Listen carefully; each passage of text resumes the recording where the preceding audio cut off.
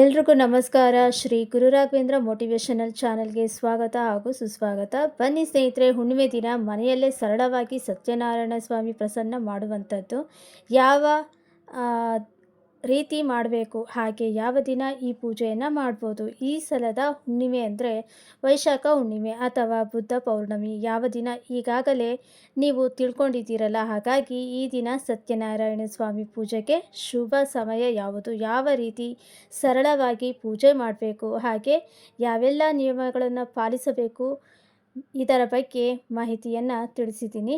ವಿಡಿಯೋನ ಸ್ಕಿಪ್ ಮಾಡದೆ ನೋಡಿ. ಹಾಗೆ ನೀವು ಮನೇಲಿ ಈ ರೀತಿ ಸತ್ಯನಾರಾಯಣ ಸ್ವಾಮಿ ವ್ರತ ಮಾಡಬೇಕು ಅಂತ ಅಂದ್ಕೊಂಡಿದ್ದೀನಿ.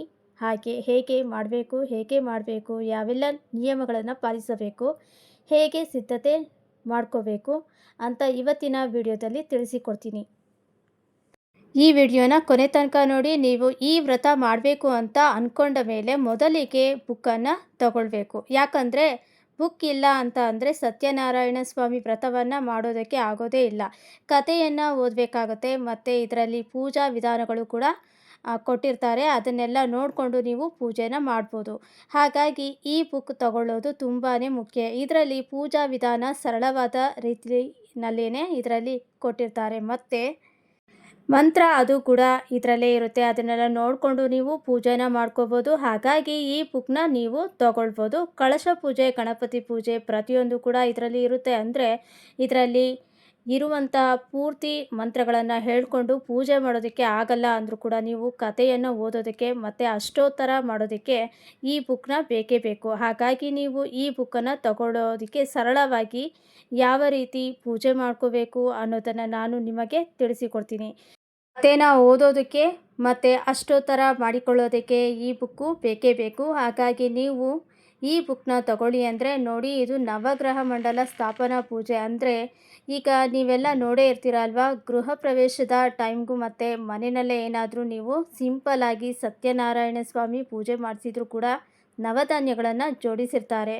ಎಲ್ಲೆಲ್ಲಿ ಯಾವುದು ಇಡಬೇಕು ಅನ್ನೋದಕ್ಕೋಸ್ಕರನಾದರೂ ಈ ಬುಕ್ನ ಈ ಮಂಡಲನ ಹಾಗೆ ಕೊಟ್ಟಿರ್ತಾರೆ. ಅದನ್ನು ನೋಡಿಕೊಂಡು ಅದರ ಪ್ರಕಾರ ನಾವು ಯಾವ ಧಾನ್ಯಗಳನ್ನು ಎಲ್ಲಿ ಇಡಬೇಕು ಅಂತ, ಯಾಕಂದರೆ ನವಧಾನ್ಯ ಅಂತ ಹೇಗಂದರೆ ಹಾಗೆ ಜೋಡಿಸೋದಕ್ಕೆ ಆಗಲ್ಲ. ಹಾಗಾಗಿ ಹೆಸರುಕಾಳು, ಅವರೆಕಾಳು, ಅಕ್ಕಿ ಇದೆಲ್ಲ ಎಲ್ಲೆಲ್ಲಿ ಬರಬೇಕು ಅಂತ ಕೂಡ ಇದರಲ್ಲಿ ಕೊಟ್ಟಿರ್ತಾರೆ. ಪ್ರತಿಯೊಂದು ಕೂಡ ಇದೆ. ಮತ್ತು ನವಗ್ರಹದ ಆರಾಧನೆ ಅದು ಕೂಡ ಈ ಬುಕ್ನಲ್ಲಿ ಇರುತ್ತೆ. ಯಾವ ಗ್ರಹವನ್ನು ನಾವು ಪೂಜೆ ಮಾಡೋದ್ರಿಂದ ನಮಗೆ ಏನೇನು ಫಲ ಸಿಗುತ್ತೆ, ಯಾವ ಮಂತ್ರಗಳನ್ನು ಹೇಳ್ಕೋಬೇಕು ಅದೆಲ್ಲವನ್ನು ಕೂಡ ಮುಖ್ಯವಾಗಿ ಈ ಬುಕ್ನಲ್ಲಿ ಗಣೇಶನ ಪೂಜೆ, ಲಕ್ಷ್ಮೀ ಪೂಜೆ, ಅನಂತ ಸತ್ಯನಾರಾಯಣ ಸ್ವಾಮಿ ಪೂಜೆ, ಈ 3 ಇದರ ಮಂತ್ರ ಸ್ತೋತ್ರಗಳಲ್ಲಿ ಕೂಡ ಇದರಲ್ಲಿ ಇರುತ್ತೆ. ಷೋಡೋಪಚಾರ ಪೂಜೆ ಅಂದರೆ 16 ಬಗೆಯ ಪೂಜೆ ಅಂತ ಇರುತ್ತೆ. ದೇವರಿಗೆ 16 ಬಗೆ ಪೂಜೆ ಮಾಡುವಂಥದ್ದು ನಮಗೆ ಗೊತ್ತಿರೋ ಹಾಗೆ ಅಭಿಷೇಕ ಮತ್ತು ಅರ್ಚನೆ ಮಾಡೋದು. ವ್ರತಗಳಿಂದ ಅರ್ಚನೆ, ಹೂಗಳಿಂದ ಅರ್ಚನೆ, ಮತ್ತು ದೇವರಿಗೆ ಅಲಂಕಾರ ಮಾಡುವಂಥದ್ದು, ಗೆಜ್ಜೆ ವಸ್ತ್ರ ಏರಿಸುವಂಥದ್ದು, ಗಂಧ, ಅರಿಶಿಣ, ಕುಂಕುಮ ಇದನ್ನೆಲ್ಲ ಹಚ್ಚುವಂಥದ್ದು, ಇದೆಲ್ಲನೂ ಸೇರಿಸಿ 16 ಬಗೆ ಪೂಜೆನ ಮಾಡಲಾಗುತ್ತೆ. ನೀವೆಲ್ಲ ಕೂಡ ನೋಡೇ ಇರ್ತೀರ, ದೇವಸ್ಥಾನದಲ್ಲಿ ಮತ್ತು ಗೃಹ ಪ್ರವೇಶ ಮನೆಗಳಲ್ಲಿ ಸಿಂಪಲ್ಲಾಗಿ ಪೂಜೆ ಮಾಡಿಸಿದ್ರು ಕೂಡ ಇದೆಲ್ಲವನ್ನು ಕೂಡ ಅವರು ನಿಯಮಬದ್ಧವಾಗಿ ಶಾಸ್ತ್ರೋಕ್ತವಾಗಿ ಮಾಡ್ತಾ ಇರ್ತಾರೆ. ನೋಡಿ, ಅಂಗಪೂಜೆ, ಪುಷ್ಯ ಪೂಜೆ ಮತ್ತು ವಸ್ತ್ರ, ಗಂಧ, ಅಕ್ಷತೆ ಪ್ರತಿಯೊಂದನ್ನು ಅರ್ಪಿಸುವಾಗ ಕೂಡ ಮಂತ್ರಗಳನ್ನು ಹೇಳಿಕೊಂಡು ಅರ್ಪಿಸುವಂಥದ್ದು. ಮತ್ತು ಲಕ್ಷ್ಮೀ ಪೂಜೆ, ಲಕ್ಷ್ಮಿಯ ಅಷ್ಟೋತ್ತರ ಇರುತ್ತೆ ನೋಡಿ, ಅಷ್ಟೋತ್ತರ ಕೂಡ ಇದರಲ್ಲಿ ಇರುತ್ತೆ. ಅದಕ್ಕಾದರೂ ನೀವು ಈ ಬುಕ್ಕನ್ನು ತಗೊಳ್ಳೇಬೇಕು. ಹಾಗೆ ಈ ಕಥೆನ 5 ಕಥೆನ ಓದಬೇಕು. ಸತ್ಯನಾರಾಯಣ ಸ್ವಾಮಿ ಪೂಜೆಯಲ್ಲಿ ಕಥೆ ಓದಲಿಲ್ಲ ಅಂತ ಅಂದರೆ ಪೂಜೆ ಸಂಪೂರ್ಣ ಆಗೋದೇ ಇಲ್ಲ. ಹಾಗಾಗಿ ಎಲ್ಲೇ ಈ ಪೂಜೆ ನಡೀತಾ ಇದ್ದರೂ ಕೂಡ ನೀವು ಕಥೆನ ಪೂರ್ತಿ ಕೇಳೋ ಹಾಗಿದ್ರೆ ಮಾತ್ರ ಪೂಜೆನ ಕೂತ್ಕೋಬೇಕು. ಇಲ್ಲಿ ಅಂದರೆ ಪೂಜೆಗೆ ಕೂತ್ಕೋಬಾರ್ದು. ಯಾಕಂದರೆ ಒಂದು ಸಲ ನೀವು ಕೇಳಿರ್ತೀರ, ಬೇಕಾದರೆ ಕತೆ ಶುರುವಾಗೋ ಮುಂಚೆ ಪುರೋಹಿತರು ಹೇಳಿಬಿಡ್ತಾರೆ, ಕಥೆಯ ಅರ್ಧಕ್ಕೆ ಎದ್ದು ಹೋಗಬೇಡಿ, ಮತ್ತು ಕತೆ ಪೂರ್ತಿ ಕೇಳಾದ ಮೇಲೆ ಮಹಾಮಂಗಳಾರತಿ ತಗೊಂಡು ಪ್ರಸಾದ ಸ್ವೀಕರಿಸಿನೇ ಬರಬೇಕು. ಅರ್ಧಕ್ಕೆ ಬರೋ ಹಾಗಿಲ್ಲ, ಅದು ಕೂಡ ಮೋಕ್ಷ ಬರುತ್ತೆ. ಸಿಂಪಲ್ಲಾಗಿ ಸತ್ಯನಾರಾಯಣ ಸ್ವಾಮಿ ವ್ರತವನ್ನು ಮಾಡಿದರೂ ಕೂಡ 5 ಕಥೆಯನ್ನು ಓದಬೇಕು. ಮಹಾಮಂಗಳಾರತಿ ಮಾಡಬೇಕು. ಪ್ರಸಾದ ನೈವೇದ್ಯ ಎಲ್ಲವೂ ಕೂಡ ಮಾಡಬೇಕು. ಈ ದಿನ ಸಜ್ಜಿಗೆ ನೈವೇದ್ಯವನ್ನು ಮಾಡಲೇಬೇಕು. ನೋಡಿದ್ರಲ್ಲ, ಯಾರೆಲ್ಲ ಈ ಹುಣ್ಣಿಮೆಯ ಸತ್ಯನಾರಾಯಣ ಸ್ವಾಮಿ ವ್ರತವನ್ನು ಮನೆಯಲ್ಲಿ ಸಿಂಪಲ್ಲಾಗಿ ಮಾಡ್ತೀವಿ ಅಂತ ಅನ್ನೋರು ಈ ಒಂದು ವ್ರತದ ಬುಕ್ಕನ್ನು ತಗೊಳ್ಳಿ. ಹಾಗೆ ಈ ದಿನದ ಪೂಜೆಗೆ ನೀವು ಎಷ್ಟು ಬಗೆಯ ಹೂಗಳು ನಿಮಗೆ ಸಿಗುತ್ತೋ ಅಷ್ಟನ್ನು ನೀವು ತಗೊಳ್ಳಿ. 2 ಅಥವಾ 3 ಅಥವಾ 5 ಬಗೆಯ ಹೂಗಳು ಮತ್ತು ಪತ್ರೆಗಳು, ತುಳಸಿ, ಬಿಲ್ವ ಪತ್ರೆ, ದವನ, ಮರುಗ, ಕಾಮಕಸ್ತೂರಿ ಪತ್ರೆಗಳು, ಹೀಗೆ ಎಷ್ಟು ಬಗೆಯ ಪತ್ರಗಳು ಸಿಗುತ್ತೋ ಅಷ್ಟು ಬಗೆಯ ಪತ್ರಗಳನ್ನು ತಗೊಳ್ಳಿ. ಮತ್ತು ತಾವರೆ ಹೂವು ತುಂಬಾ ಮುಖ್ಯ. ತಾವರೆ ಹೂವು, ಮಲ್ಲಿಗೆ ಹೂವು, ಸಂಪಿಗೆ ಹೂವು, ಸುಗಂಧಭರಿತವಾದಂಥ ಹೂವುಗಳು 3 ಅಥವಾ 5 ಬಗೆಯ ಹೂಗಳು. ಇನ್ನು ನೈವೇದ್ಯಕ್ಕೆ ಸಜ್ಜಿಗೆ ಮಾಡಬೇಕು. ಮತ್ತು ತುಪ್ಪದ ದೀಪ, ಅಕ್ಷತೆ, ಊದುಬತ್ತಿ, ಕರ್ಪೂರ, ಅರಿಶಿಣ, ಕುಂಕುಮ, ಗಂಧ, ಹೀಗೆ ಎಲ್ಲ ಸಾಮಗ್ರಿಗಳನ್ನು ಸಿದ್ಧತೆ ಮಾಡಿ ಇಟ್ಕೊಳ್ಳಿ.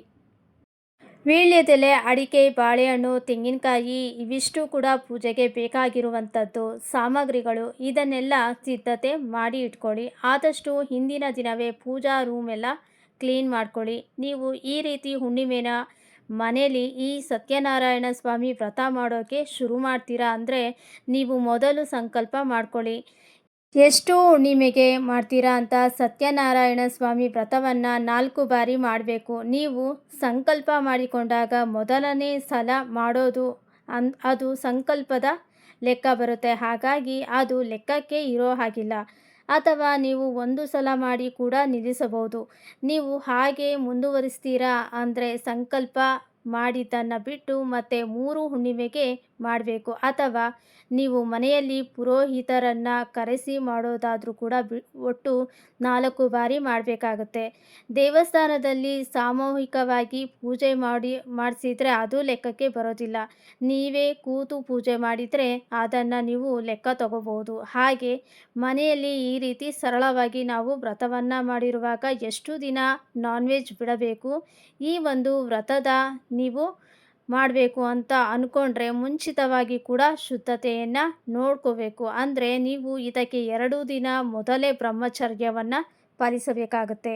ಯಾವ ದಿನ ಹುಣ್ಣಿಮೆ ಇರುತ್ತೆ, ಯಾವ ದಿನ ಪೂಜೆ ಮಾಡಬೇಕು ಅಂದ್ಕೊಂಡಿದ್ದೀರೋ 2 ದಿನ ಮೊದಲೇ ಬ್ರಹ್ಮಚರ್ಯವನ್ನು ಪಾಲಿಸಬೇಕು. ಮತ್ತು ಪೂಜೆ ಮಾಡಿದ ದಿನ ಕೂಡ ಹಾಗೆ ಮನೆಯಲ್ಲಿ ನೀವು ಈ ರೀತಿ ಸಿಂಪಲ್ಲಾಗಿ ಮಾಡೋದಾದರೆ 5 ದಿನ ಅಥವಾ 9 ದಿನ ಅಥವಾ 1 ವಾರ ನೀವು ಯಾವ ದಿನ ಪೂಜೆ ಮಾಡಿರ್ತೀರೋ ಆ ದಿನದಿಂದ ಲೆಕ್ಕ ಹಾಕ್ಕೊಂಡು 1 ವಾರ ನಾನ್ ವೆಜ್ಜನ್ನು ಮಾಡೋ ಹಾಗೆ ಇಲ್ಲ. ಅಟ್ಲೀಸ್ಟ್ ಇಷ್ಟನ್ನಾದರೂ ಪಾಲಿಸಬೇಕು.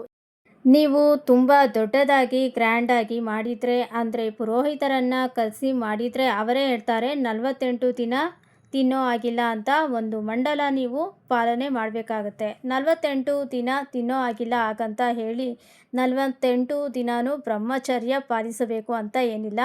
ನಾನ್ ವೆಜ್ ಮಾತ್ರ ತಿನ್ನಬಾರ್ದು ಅಷ್ಟೇ. ನೀವು ಈ ರೀತಿ ಮನೆಯಲ್ಲಿ ಸಿಂಪಲ್ಲಾಗಿ ಮಾಡಿಕೊಳ್ಳೋದಾದರೆ 5 ದಿನ ಅಥವಾ 9 ದಿನ ಅಥವಾ 1 ವಾರ ನಾನ್ ವೆಜ್ ತಿನ್ನಬಾರದು. ಮತ್ತು ನೀವು ಈ ಪೂಜೆ ಮಾಡೋದಕ್ಕೆ ಏನೆಲ್ಲ ಸಿದ್ಧತೆ ಮಾಡಿಕೊಳ್ತಾ ಇರ್ತೀರ, ಹಾಗಾಗಿ ಹುಣ್ಣಿಮೆಗೂ 2 ದಿನ ಮೊದಲೇ ಬ್ರಹ್ಮಚರ್ಯ ಕೂಡ ಪಾಲಿಸಬೇಕಾಗುತ್ತೆ. ಪೂಜೆ ಮಾಡಿದ ದಿನ ಕೂಡ ಬ್ರಹ್ಮಚರ್ಯ ಪಾಲಿಸಬೇಕು. ಈ 2 ನಿಯಮಗಳನ್ನು ನೀವು ಪಾಲಿಸಿಕೊಂಡು ಈ ವ್ರತದ ನೀವು ಮಾಡ್ಬೋದು.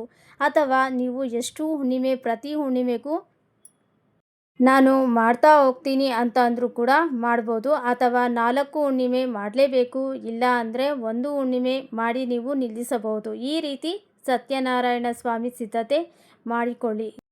ನೋಡಿದ್ರಲ್ಲ ಸ್ನೇಹಿತರೆ, ಇವತ್ತಿನ ವಿಡಿಯೋ ನಿಮಗೆ ಇಷ್ಟ ಆಗಿದೆ ಅಂತ ಭಾವಿಸ್ತೀನಿ. ಮತ್ತೊಮ್ಮೆ ಹೊಸ ವಿಡಿಯೋದೊಂದಿಗೆ ನಾನು ನಿಮ್ಮ ಜೊತೆ ಖಂಡಿತ ಬರ್ತೀನಿ. ಧನ್ಯವಾದಗಳು.